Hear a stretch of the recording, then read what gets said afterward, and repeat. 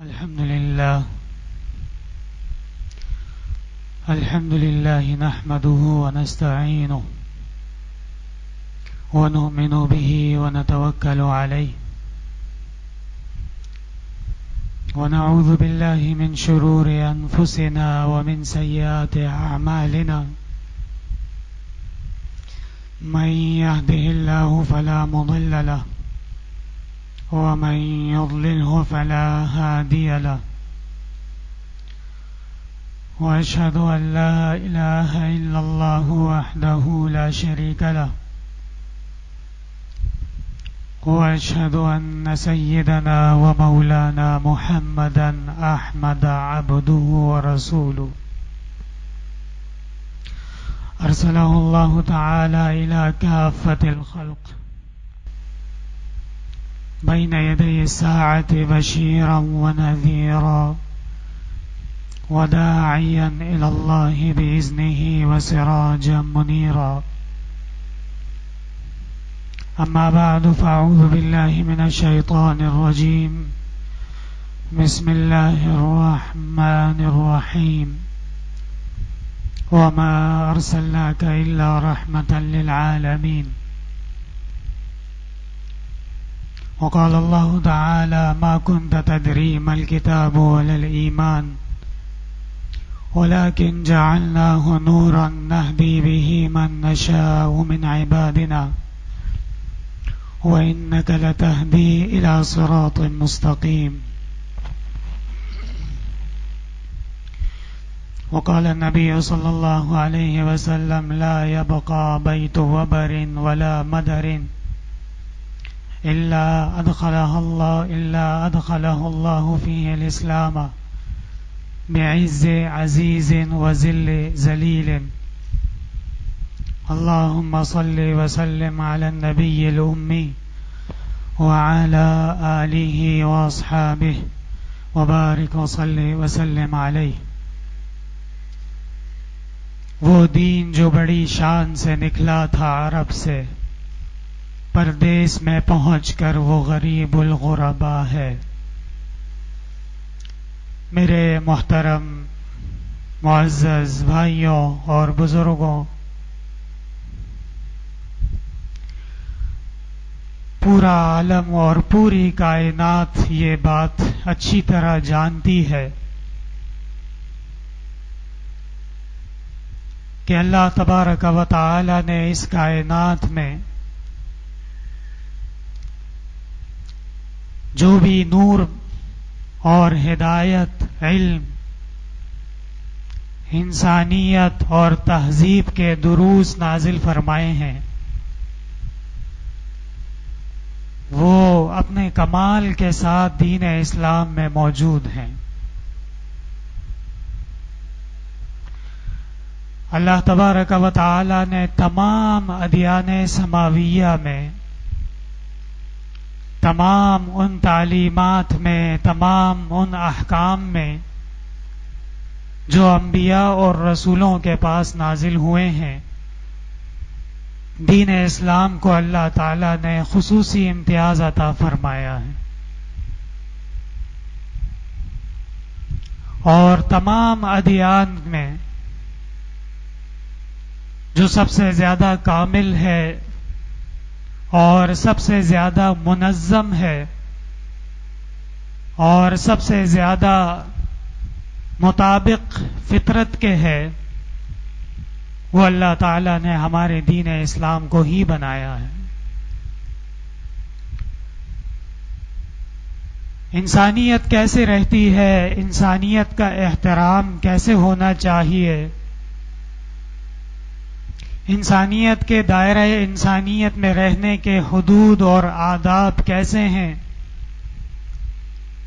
اور ایک انسان وہ انسانیت کے درجات میں آگے کیسے بڑھتا ہے اور مزید مکرم اور مزید اشرف المخلوقات کے درجات کیسے طے کرتا ہے، اللہ تعالی نے اس کے لیے عظیم پیغام نازل فرمایا، ایک عظیم کتاب نازل فرمائی جس کا نام قرآن کریم فرقان حمید ہے.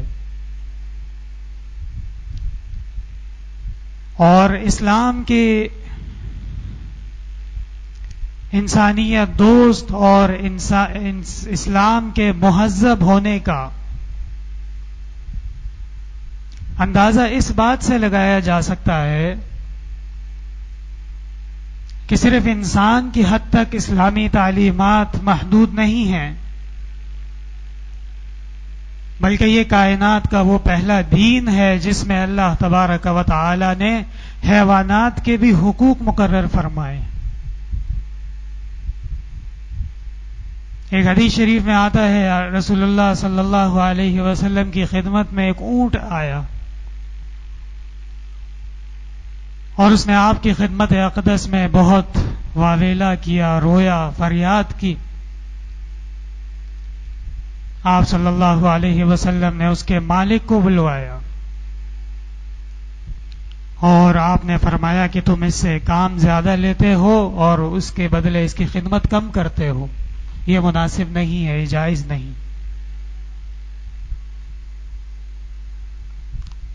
اسی طرح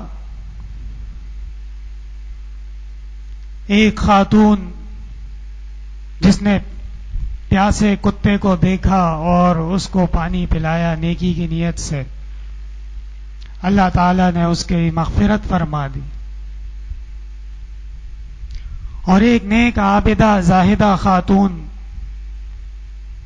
جس نے بلی پر ظلم کیا اور اس کا پانی اور کھانا بند کیا یہاں تک کہ وہ بلی مر گئی، صرف اس ایک گناہ کی وجہ سے اس کی مغفرت روک دی گئی۔ کون سا دین ہے کائنات میں، کون سا دین ہے ایسا دنیا میں جو اس کی نظائر پیش کر سکے اور ایسے عالی احکام وہ ہمارے سامنے مقابلے پر لا سکے؟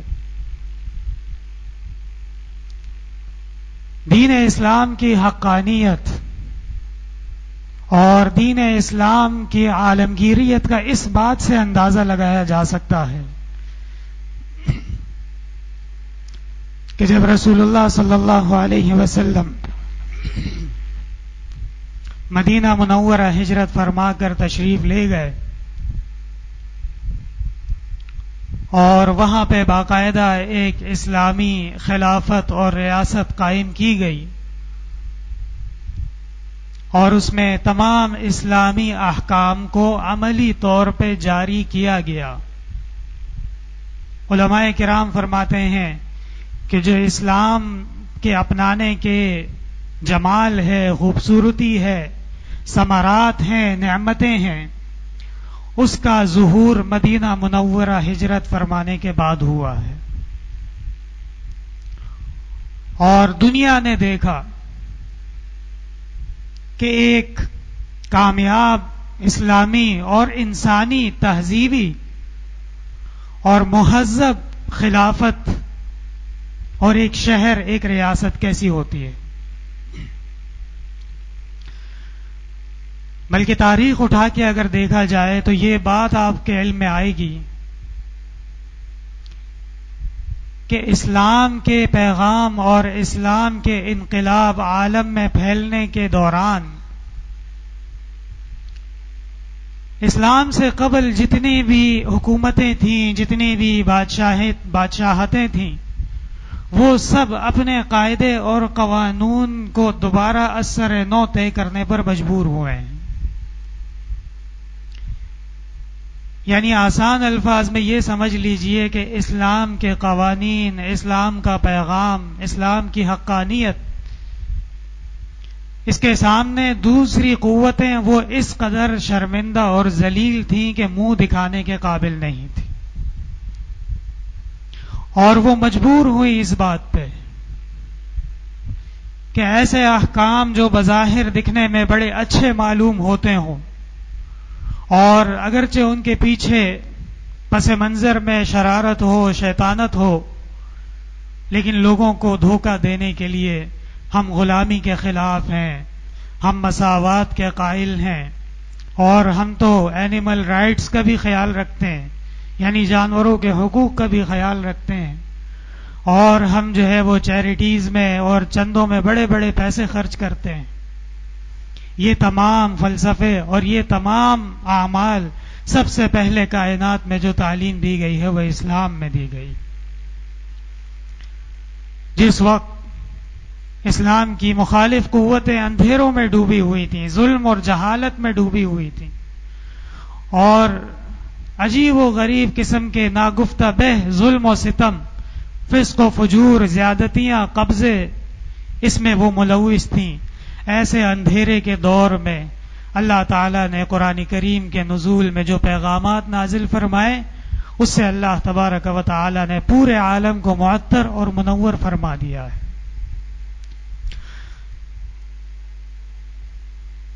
ہمارے اس موجودہ زمانے میں باوجود اس کے کہ الحمدللہ ریاست پاکستان ایک اسلامی اور ایک شرعی ریاست ہے، اور اللہ تبارک و تعالی نے اکثریت مسلمانوں کو یہاں پہ رہنے بسنے کی توفیق عطا فرمائی ہے، لیکن وقتاً فوقتاً کچھ ایسے زنادقہ، ملاحدہ، دین کے دشمن، وہ ایک فتنہ، ایک فساد، ایک نیا شوشہ چھوڑتے رہتے ہیں، اور مسلمانوں کو اس بات پہ، اس امر پہ مجبور کرتے ہیں کہ اپنے دین کے بارے میں ایک دفعہ پھر سوچا جائے، اور اس میں شکوک و شبہات اور شائبات پیدا کیے جائیں. ابھی قریب ہی میں ایک مشہور زمانہ اس نے کہا کہ نکاح کی ضرورت نہیں ہے اور دوستی کے ساتھ زندگی گزاری جائے. اس بات کی وضاحت ضروری ہے، مجھے معلوم نہیں کہ حقیقتاً یہ کہا گیا ہے یا نہیں، لیکن عام طور پہ جو میڈیا میں نظر آ رہا ہے وہ یہی ہے.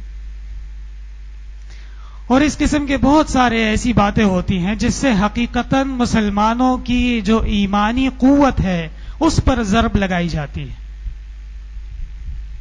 اور مسلمانوں کا جو جذبات ہیں، مسلمانوں کے جو عقائد ہیں، اور ایسے احکام، ایسی اشیاء، ایسی باتیں جس میں ایک مسلمان کے لیے کسی قسم کی نظر ثانی کی کوئی گنجائش نہیں. اور ایک مسلمان کا ایمان کامل تبھی ہوتا ہے جب وہ ان تمام احکام کو من و عن قبول کر لے، مان لے. اسلم تسلم حدیث میں. تو جو اغیار ہیں اور ان کے ناکارہ آثار ہیں وہ یہ بات سمجھ چکے ہیں کہ یہ مسلمان ایسی قوم ہے، ایسی امت ہے کہ میدان میں ان کو ظاہری شکست تو دی جا سکتی ہے، لیکن طویل عرصے میں لانگ ٹرم پلاننگ کے تحت ان کو شکست نہیں دی جا سکتی. پہلے کہا جاتا تھا کہ جی 14 سال روس نے افغانستان میں لڑائی کی اور مسلمانوں کا قصور کیا تھا، صرف یہ تھا کہ وہ اللہ اور رسول کا نام لیتے تھے. ان کا قصور کیا تھا؟ اس لیے کہ وہ قرآن کو قانون برحق سمجھتے تھے. ان کا قصور کیا تھا؟ اس لیے کہ وہ قصاص اور حدود کو حتمی فیصلہ سمجھتے تھے شریعت کا. اللہ تعالیٰ نے اس میں سرخرو فرمایا اہل اسلام کو، اور اس کے بعد 20 سال سے زائد کا عرصہ ہو چکا ہے. یہ بات حقیقت ہے کہ لاکھوں شہادتیں ہوئی ہیں، بڑے بڑے ظلم اٹھائے ہیں اور بہت زیادہ مشکلات اٹھائی ہیں، لیکن اللہ تبارک و تعالی نے ہی اسلام کو ہی فتح اور نصرت کا وعدہ فرمایا. وَأَنْتُمُ الْأَعْلَوْنَ إِن كُنتُم مُؤْمِنِينَ. اللہ تعالیٰ نے فرمایا ایمان پہ مضبوطی سے قائم رہو، جیت دینا اور فتح دینا وہ میرا کام ہے. وَلَا تَهِنُوا وَلَا تَحْزَنُوا، اور غمگین بھی نہ ہیں اور زیادہ پریشان بھی نہ ہوں. اللہ تعالیٰ پہ توکل کرنا یہ مومنین کی شان ہے. رسول اللہ صلی اللہ علیہ وسلم بدر کے میدان میں چند صحابہ کے ساتھ تشریف لے گئے اور وہاں پہ اللہ کے توکل فرما کے جہاد فرمایا، اللہ تعالیٰ نے سرخروئی عطا فرمائی۔ یہ سب باتیں جس طرح ہمیں معلوم ہیں اسی طرح یہود بھی جانتے ہیں اور نصارہ بھی جانتے ہیں، اور اب وہ اسلام پہ ایک نئے زاویے سے حملہ ور ہوئے ہیں۔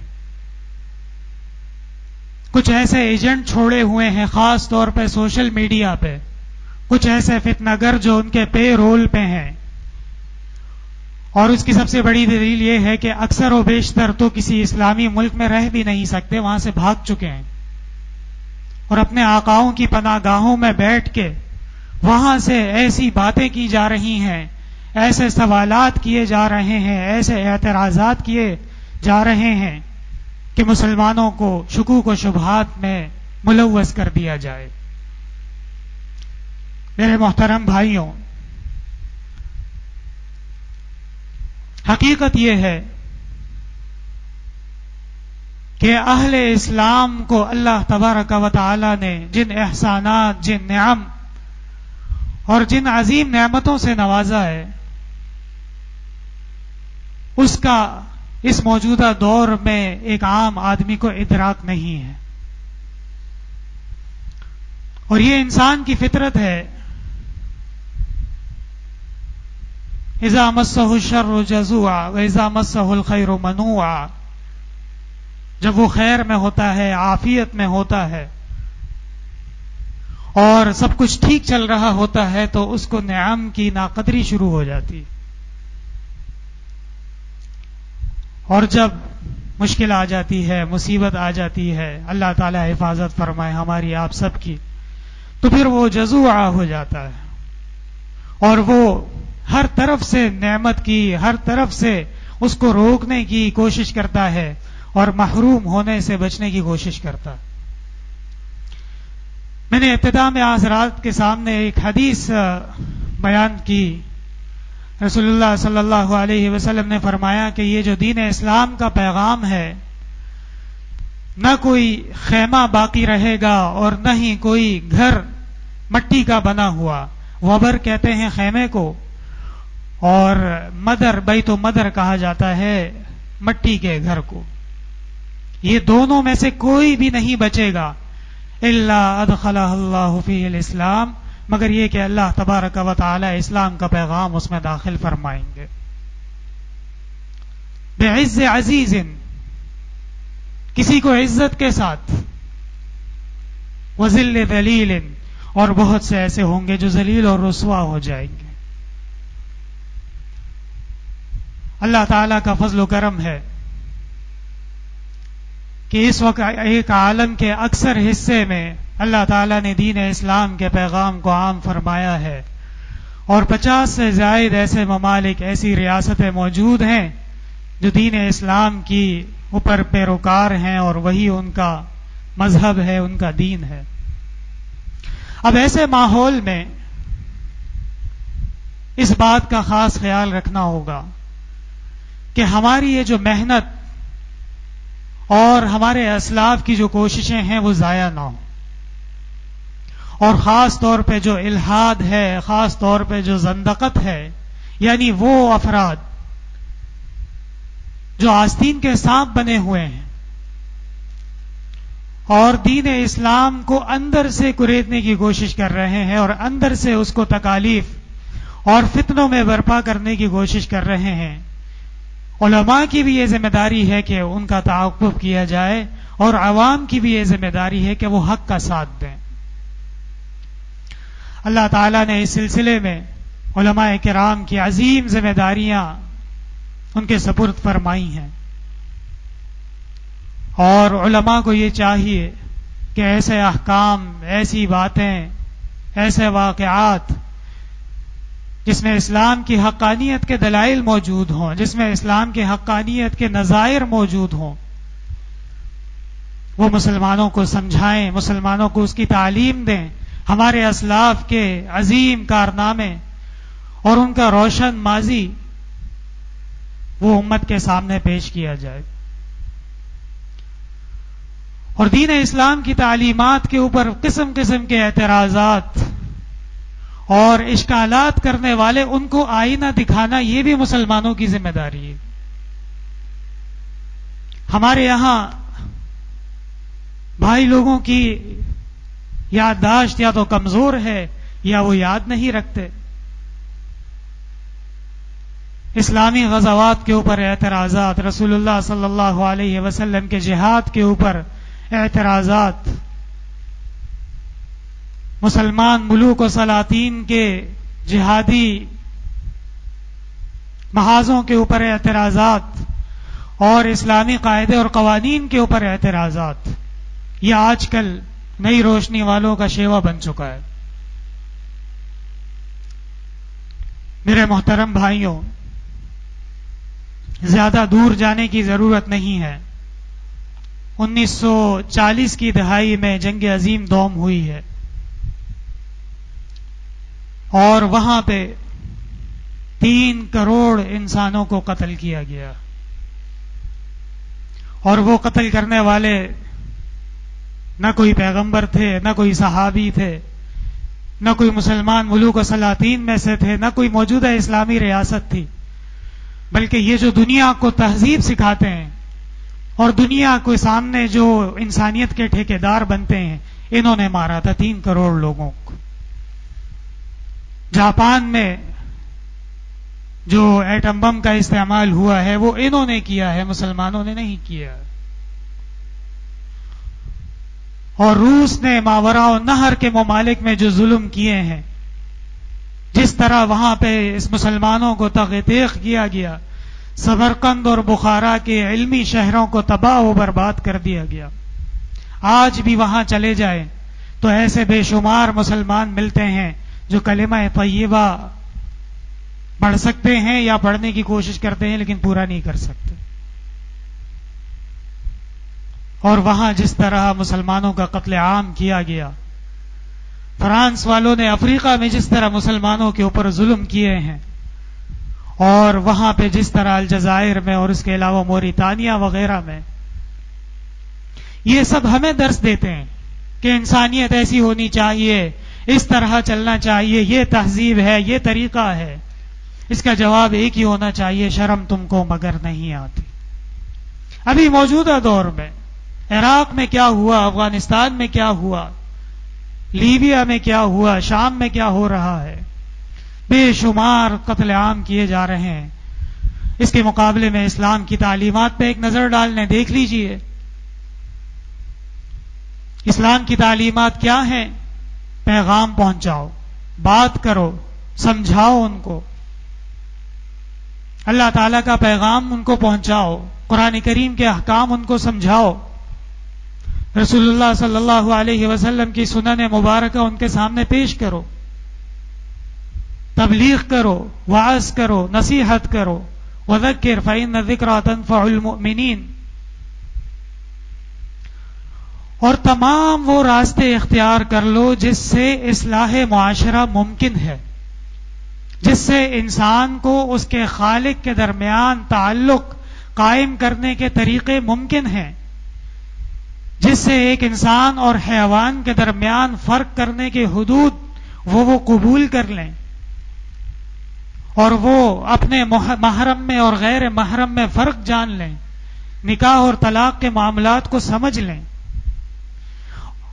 اور جب یہ تمام راستے بند ہو جاتے ہیں اور پورے کے پورے معاشرے کے تباہ ہونے کا خطرہ پیدا ہو جاتا ہے، اور اللہ تعالیٰ کی کھلے عام اجتماعی طور پہ جب نافرمانی کے خطرات پیدا ہونے لگتے ہیں، اور اللہ تعالیٰ کے دین اسلام کی ایک منظم جد و جہد کے تحت مخالفت کی جا رہی ہو، اس کو سامنے رکاوٹ بنے جا رہے ہوں، اور دین اسلام کو ختم کرنے کی کوشش کی جا رہی ہو، وہاں پہ پھر حکم آتا ہے یا ایھا النبی جاہد الکفار والمنافقین واغلظ علیہم.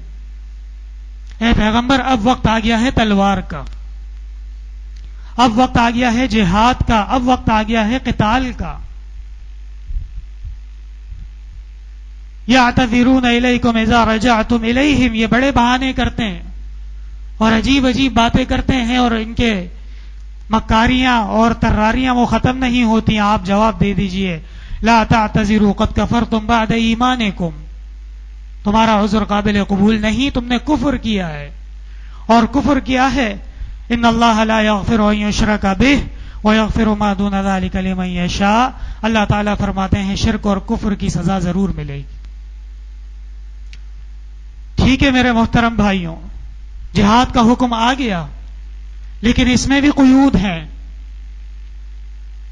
فاعتدوا علیہ ما اعتدى علیکم، انتقام ایسا لینا ہے جیسے انہوں نے ظلم کیا ہے، حد سے زیادہ بڑھنے کی اجازت نہیں ہے.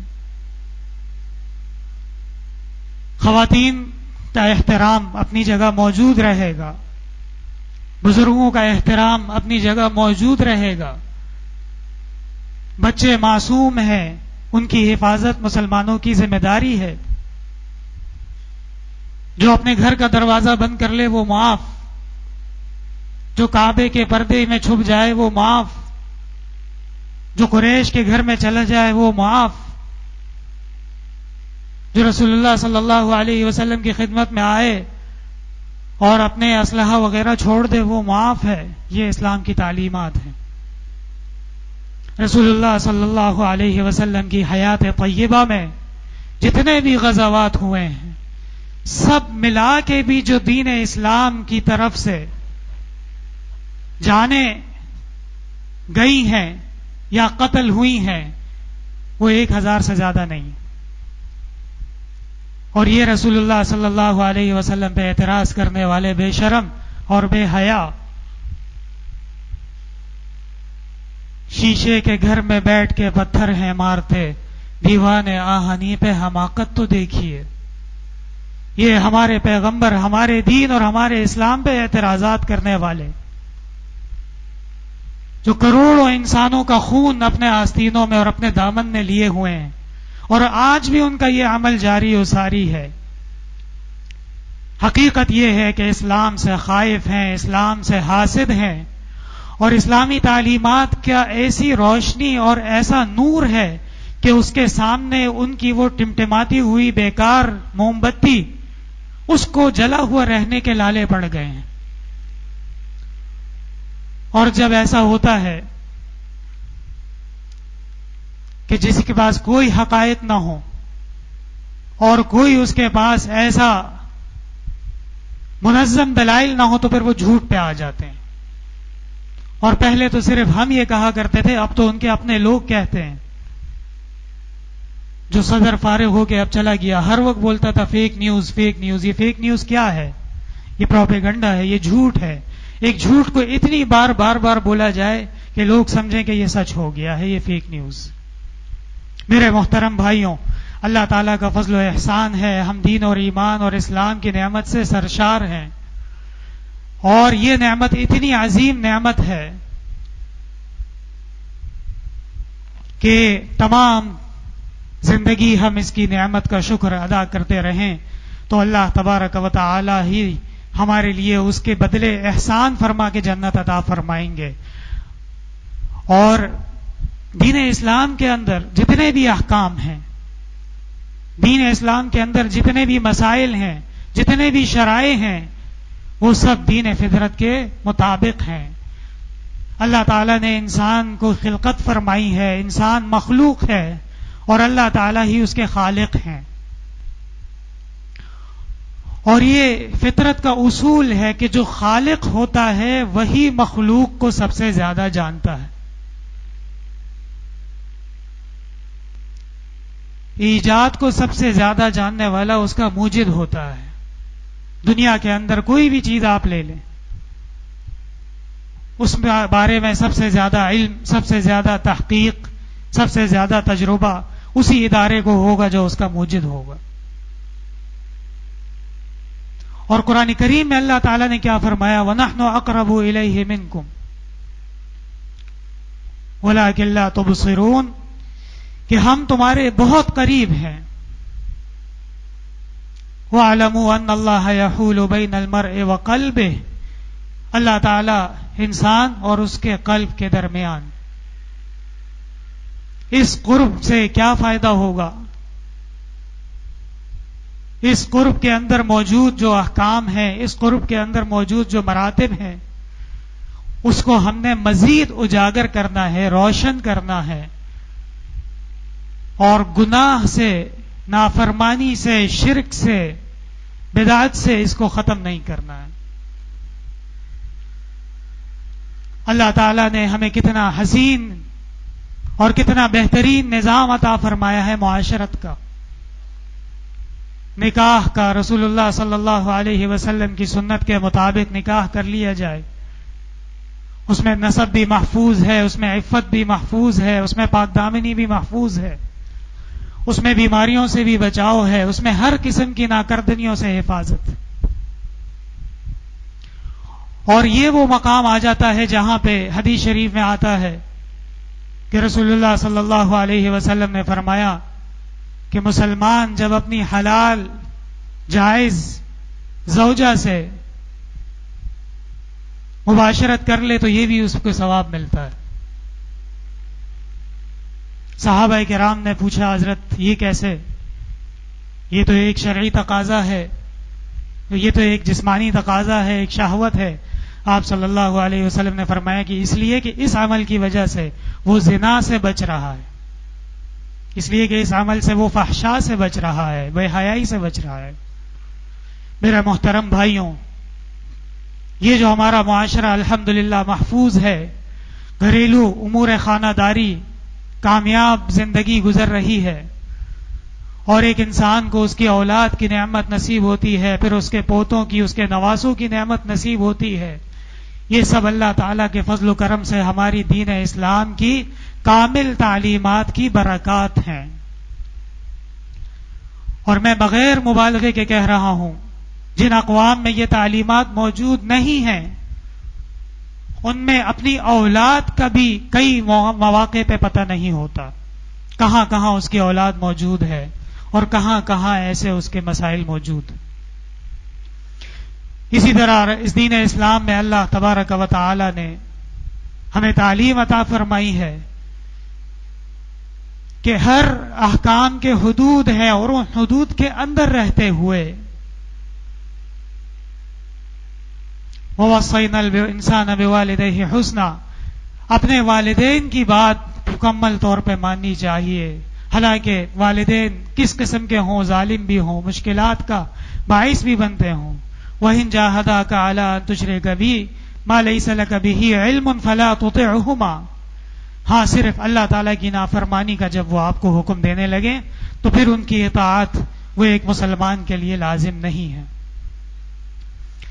میرے محترم بھائیوں، یہ جو اسلام کے خلاف پروپیگنڈے کیے جاتے ہیں، اسلام کے خلاف ایسی باتیں کی جاتی ہیں کہ مسلمانوں کے جذبات مجروح ہوں، اور مسلمانوں کو باقاعدہ وقتاً فوقتاً چیک کیا جاتا ہے، ٹیسٹ کیا جاتا ہے کہ آیا ان میں اب کوئی حیا موجود ہے یا نہیں، ان میں کوئی غیرت موجود ہے یا نہیں، اور ان میں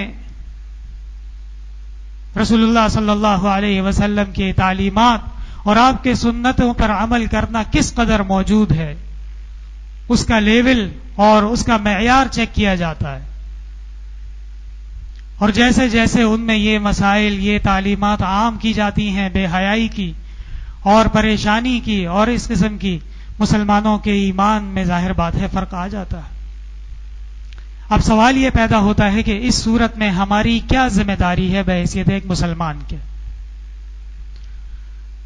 بحیثیت ایک مسلمان کی سب سے پہلے جو ہماری یہ ذمہ داری ہے کہ ہم حق کا ساتھ دیں، ہم دین اسلام کا ساتھ دیں،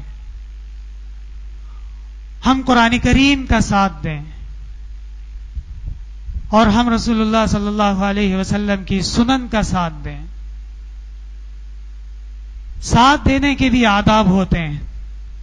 سب سے پہلے یہ کہ اس کو پہچان لیا جائے اچھی طرح۔ ایک مسلمان وہ کسی ایسے مسلک کا ساتھ دے رہا ہے جو بدعات میں ملوث ہیں، جو اسلاف کا احترام نہیں کرتے، جو صحابہ سے حسد و بغض رکھتے ہوں، تو پھر وہ ساتھ دینا کسی کام کا نہیں،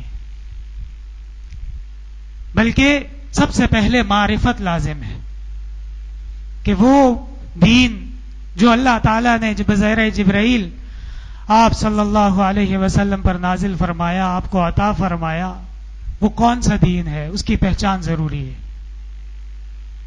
اور جب وہ اس کی پہچان ہو جائے تو سب سے پہلے اپنے طور پہ اس پہ محنت لازم ہے، اپنے آپ کو اس کا پابند بنانا ہے. وہ تثبت علیہ، اور کچھ بھی ہو جائے، زمین و آسمان اوپر نیچے ہو جائے، لیکن جو بنیادی عقائد ہیں، جو ہمارا ایمان ہے، جو ہماری شرائع ہیں، اس میں تبدیلی کے لیے اور کوئی ایک انچ پیچھے ہٹنے کے لیے تیار نہ ہو. یہ ہے دین کا ساتھ دینا. اور جب یہ اللہ تعالیٰ اس مرحلے پر پہنچا دیں تو پھر اس کے بعد مرحلہ آتا ہے پھر دین اسلام کے پیغام کو آگے بڑھانا. آگے بڑھانا کیسے ہوگا؟ وَنَفْيُ مَا عَدَاهُ. علماء کرام فرماتے ہیں کہ جب آپ اسلام کے علاوہ جتنے بھی مذاہب باطلہ ہیں ان کی نفی کریں گے تو اسلام کا حقانیت خود بخود ثابت ہو جائے گی. اور اسلام کی حقانیت وہ ایسے عیا ہے، ایسے معجز ہے جیسے روز روشن میں سورج ہوتا ہے.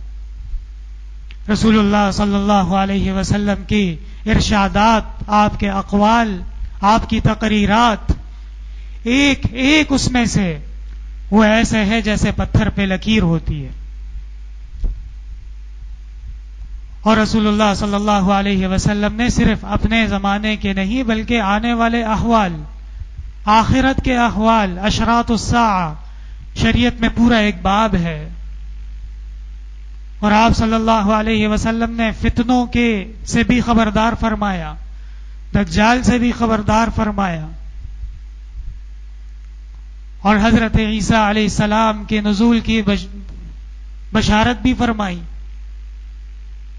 اور مسلمانوں کو پہلے سے بتا دیا گیا کہ یہ احکام ہیں، ان پر چلنا ہے اور ان چیزوں سے حفاظت رکھنی ہے. کوئی دین ایسا نہیں ہے، کوئی شریعت ایسی نہیں ہے، کوئی مذہب ایسا نہیں ہے. مسلمان کے بچے کی پیدائش سے لے کے خلیفہ مسلمین اور امیر المومنین تک کے آداب تمام بیان فرما دیے گئے ہیں تفصیل کے ساتھ. اور ایک کامیاب نظام زندگی، ایک گھر کے کمرے سے لے کے اور ایک عدالت کے نظام تک مکمل طور پہ بیان فرما دیا. اور اس سے وہ اتنے خائف ہیں، آپ اس سے اندازہ لگا لیں کہ انگریزی عدالت پھانسی دے دے تو وہ انصاف ہے، انگریزی عدالت سزا دے تو وہ انصاف کے تقاضے ہیں. اور جب ایک شرعی عدالت حدود اور قصاص کو نافذ کر دے تو وہ انسانیت کے خلاف ہے. تم گلا دبا کے مار رہے ہو، تم کس کس قسم کی اذیتیں دے رہے ہو، تکالیف دے رہے ہو، اور بدلے میں کیا مل رہا ہے؟ کچھ بھی نہیں. اور اسلام اگر کوئی حدود اور قصاص کا نفاذ کرتا ہے تو اس کو ساتھ بشارت بھی دی جاتی ہے، یہ اللہ کا حکم اگر آپ پہ جاری ہو گیا تو آپ جنت کے حقدار ہیں. اسلام میں جو حدود و قصاص ہیں، آپ اس سے اندازہ لگا لیں. یہ بات تھوڑی سی نامناسب ہے لیکن موقع ہے کہ جب جانور کو بھی ذبح کیا جاتا ہے تو فرماتے ہیں کہ چھری ایسی تیز ہو تاکہ جانور کو تکلیف نہ ہو، لیکن کہتے ہیں کہ نہیں، اس پہ عمل کر لیا تو پھر ہماری دکان کیسے چلے گی، ہمارا نظام یہ تو ایک دن بھی نہیں باقی رہے گا. خلفائے راشدین اور اسلامی خلفاء کے زمانے میں کہا جاتا ہے کہ گھر کے اندر جو میاں بیوی کا جھگڑا ہوتا ہے وہاں سے لے کے اسلامی ریاست کے بارڈر پہ جو محاذ ہے اس میں بھی ہونے والی زیادتی، اس کا انصاف دیا جاتا تھا. قاضی القضات کا ایک پورا نظام تھا اور وہ ہر چیز میں انصاف کو یقینی بناتے تھے. اسی لیے تو کہا جاتا ہے کہ ایک دن بھیڑیے نے جب ریوڑ پہ حملہ کیا چرواہے کے اور اس کی بکری اٹھا کے لے گیا تو وہ چرواہا بہت رویا اور اس نے افسوس کیا اور اس نے کہا معلوم ہوتا ہے کہ خلیفۃ المسلمین عمر فاروق رضی اللہ عنہ فوت ہو گئے، اس لیے کہ اب دنیا میں انصاف اور عدل باقی نہیں رہا. یہ ہمیں سکھاتے ہیں کہ تم ایسا نہ کرو، تم ویسا نہ کرو. سچی بات یہ ہے کہ آئینے میں اور گریبان میں جھانکنے کی ضرورت ہے. اللہ تعالیٰ کا لاکھ لاکھ فضل و کرم ہے. میں نے جو آپ حضرات کے سامنے بیان کیا یہ سمندر کا ایک قطرہ بھی نہیں ہے. اسلام کے فضائل، اسلام کے مناقب، اسلام کی حقانیت، اسلام کا حسن، اسلام کی تہذیب اور انسان کو انسان بنایا اسلام نے. یہ اللہ تعالیٰ کا لاکھ لاکھ شکر و فضل ہے کہ ہمیں یہ نعمت عطا فرمائی گئی ہے. لیکن میرے بھائیوں، اس نعمت سے ہم نے قدر کرنی ہے، اور ناقدری بہت خطرناک گناہ ہے. اس نعمت کو ہم نے مزید بڑھانا ہے، اس پودے کی آبیاری کرنی ہے اور اس چمن کو مزید آباد کرنا ہے، تاکہ یہ جو فضائل ہیں، مناقب ہیں اور نعمتیں ہیں، دنیا میں تو عارضی ہیں، اصل تو آخرت کی ہیں. اللہ تعالیٰ وہ سب کو نصیب فرما دیں. وآخر دعوانا ان الحمد للہ رب العالمین.